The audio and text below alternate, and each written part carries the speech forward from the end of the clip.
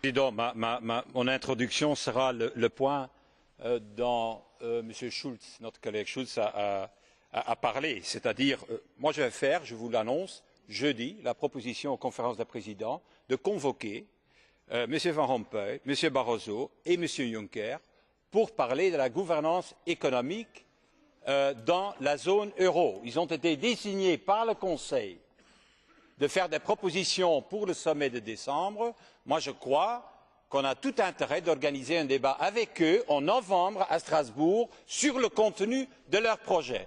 Parce que ce ne sera pas comme la dernière fois où on est convoqué à la fin avec une proposition qui est déjà en fait décidée par le Conseil européen sans que le Parlement puisse avoir son influence sur la proposition. Donc je vous l'annonce, j'espère, je pense qu'on va avoir quand même le soutien de presque tous les groupes pour avoir ce débat en novembre devant le Parlement européen. Puis, en ce qui concerne le sommet de mercredi, je pense qu'on peut dire qu'après presque 20 mois d'hésitation, de contradiction, de demi-mesure, j'ai l'impression que cette fois-ci, ils ont compris qu'il faut prendre des mesures en profondeur, qu'il faut un plan global pour vraiment redonner la stabilité à la zone euro et qu'il faut aussi une sorte de feuille de route pour réaliser cela. Alors, en ce qui concerne le contenu de ce plan, Monsieur le Président, je crois que le contenu du plan est très simple. On a ici, dans le Parlement et avec le Parlement, à une majorité écrasante, approuvé une résolution il y a 10 jours, il y a 8 jours.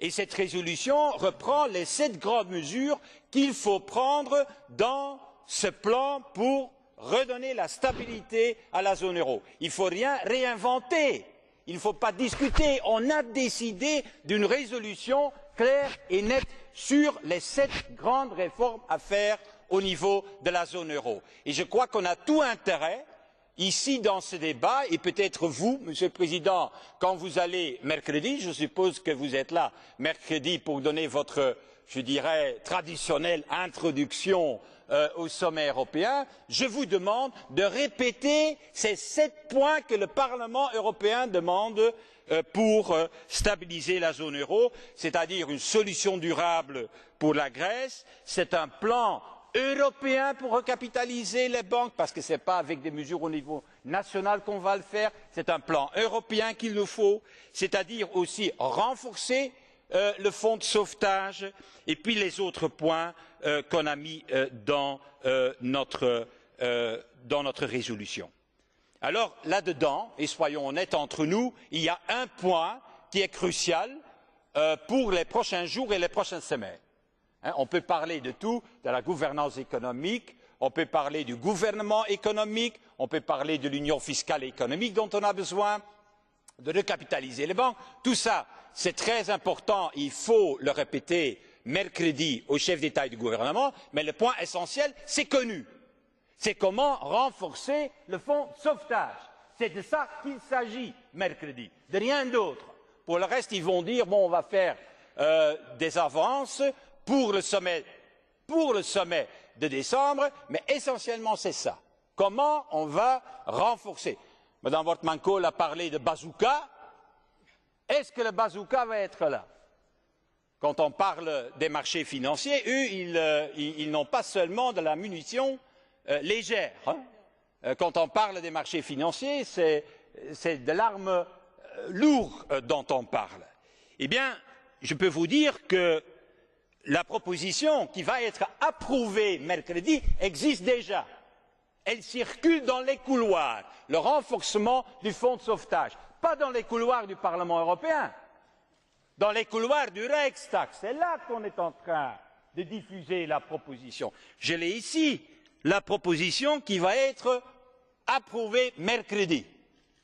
Elle s'appelle Draft Terms and Conditions Maximizing the Lending Capacity of the EFSF, c'est 3 pages et demie avec tous les détails, comment on va le faire. Ce n'est pas nous qui l'avons, c'est au niveau national qu'on est en train de le discuter, pas au niveau européen. Et je dois vous dire que c'est un système compliqué, faut le lire au moins 3-4 fois avant de le comprendre. Et j'ai aussi des doutes si ce système peut fonctionner, Monsieur le Président.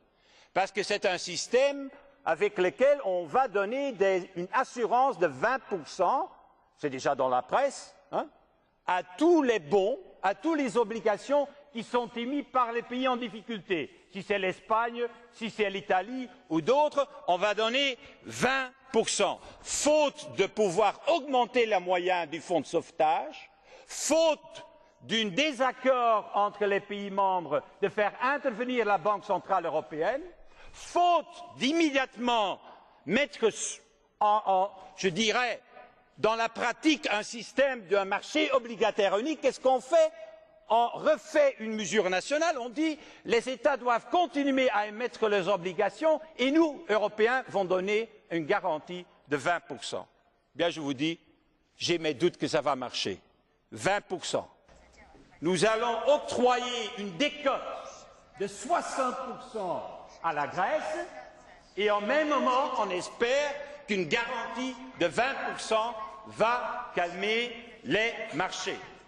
Encore une fois, j'espère que ça fonctionne, mais j'ai des doutes parce que je crois que la vraie, la seule et la bonne solution qu'il faut réaliser le plus vite possible, c'est créer un marché obligataire unique en euro, dans la zone euro et pour sauver l'euro. Merci beaucoup, Monsieur le Président. Thank you very much.